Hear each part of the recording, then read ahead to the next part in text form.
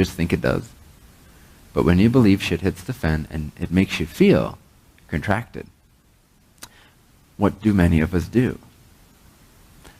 We start judging ourselves. We start judging our process. We start judging our progress. We start judging what I might think of your situation. You start judging why you feel bad again and you never want to feel this way. Well, that's not necessarily a negative statement because it's a learning statement.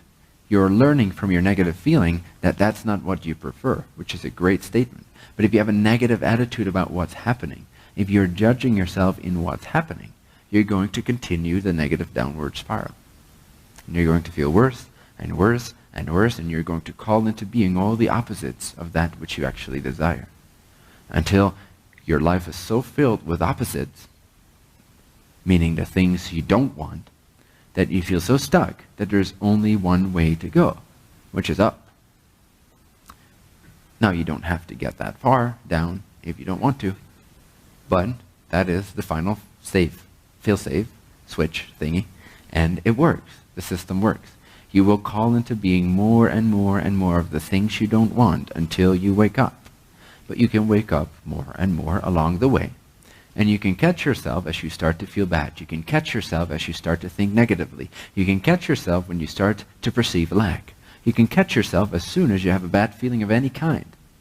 You can catch yourself when you drop out of your bliss. Now, catching yourself is not the same as judging yourself. Catching yourself is a positive experience. It's a welcoming experience. You will welcome in the fact that you were off beam for a second.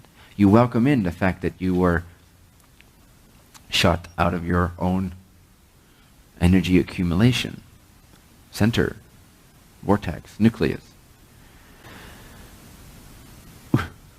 You went a little off. That's okay. That's a positive experience because it shows you that you went a little off. If that experience did not feel bad, you would not have a clue and you would be completely not exploring the intention you have here to explore.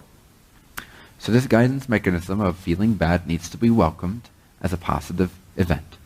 As soon as you feel bad, you feel good about feeling bad. Right? If you don't get the hang of this by next week, don't come back. Very basic. As soon as a bad feeling comes your way, the first response might still be the old conditioned fear response, but let's move this up a notch. Let's move our collective boulder baseline up a notch by saying that you're not welcome here this week, next week, if you do not feel positive about negative feelings. Can you all do that? Can you all work on this week so that we can move on? Move up the trampoline a little bit and get even higher?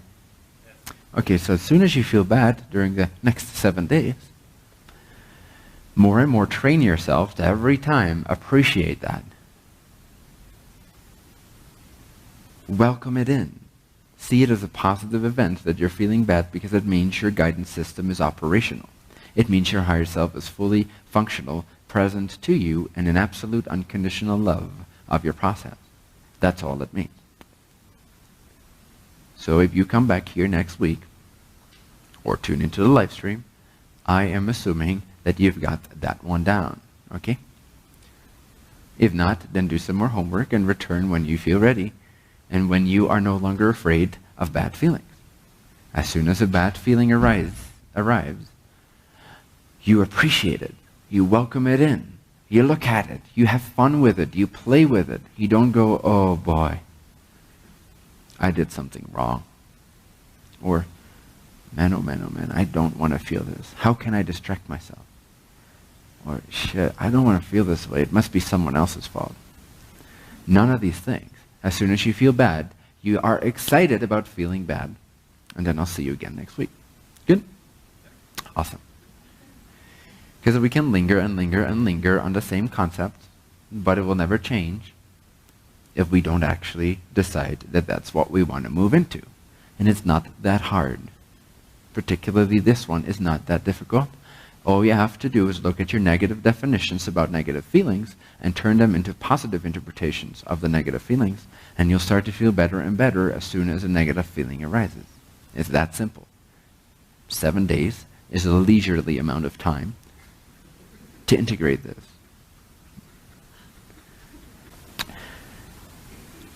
Now, ease is easy. Ease is easy. To get into ease is always easy. It's sometimes easier than to get into bliss. So when you feel mediocre and you catch yourself, I don't feel quite as good or amazing as I want to feel, because I want you to raise your standards without increasing your judgment. It's a tricky thing. When you increase your standards, like I want to feel amazing 80% of the time consciously during the day, that's quite a high standard for humans. And so when we set the standard that high, most people are inclined to, when they then monitor and catch themselves, immediately judge themselves and hold themselves against that standard. That's not the same thing as being inspired to be as much of yourself as you can for 80% of the day. Don't judge yourself when you're feeling bad. Again, that's a negative interpretation of bad feelings. Bad feelings signify that you're doing really, really, really well. Does that make sense? If you weren't doing really, really well, what feels bad to you now, that actually used to be your baseline and you didn't even notice it. You were just like, yeah, someone asked you how you were doing, you were like, yeah, I'm fine, I'm pretty good. The weather is shitty, but I'm all right. But now, that actually doesn't feel exciting anymore. It doesn't feel like you're being fully yourself when you feel like you're in a mediocre state. So raise the bar. What you want is to feel amazing all the time, as much as you can, without judging yourself when you don't, with only having positive interpretations of when you don't.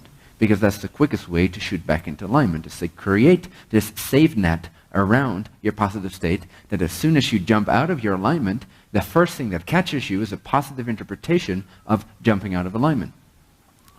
So you build this trampoline of positive interpretations, one circle out around the circle that represents being in full alignment. So as soon as you slip out of that first circle, the first safety net is not helping you go down the drain by saying, I'm so bad, I'm so terrible, this means I am a victim, this means I am not good enough, this means this means that. But you generate a safety net right around that inner sphere of your total alignment. And it functions like an ambulance.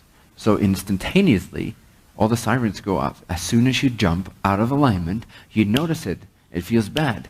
But the first interpretation you've programmed yourself with is, oh jolly. Oh jolly, I feel bad. Oh boy, oh boy, oh boy. What an event. What a beautiful, beautiful circumstance this is. What an amazing event. I feel so delighted that I'm made to feel bad. Thank you for showing me, higher self, that you're always present with me even when I'm not. Thank you for showing me that I'm unconditionally worthy of your presence, because without your presence, I would simply not notice that I was out of alignment.